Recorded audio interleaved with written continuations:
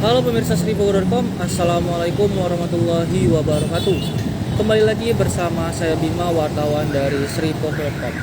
Jadi pada kesempatan kali ini saya sedang berada di Jalan Jenderal Sudirman, di mana ini dalam pantauan arus lalu lintas yang bisa dilihat sendiri pemirsa Seripogo.com, di mana terjadi kemacetan yang sangat panjang di Jalan Jenderal Sudirman ini.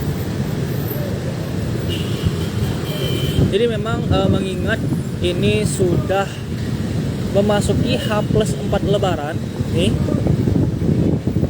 tentunya banyak sekali dari masyarakat Kota Palembang maupun dari luar Kota Palembang yang menghabiskan waktu untuk keluar rumah, untuk mulai dari mencari destinasi wisata dan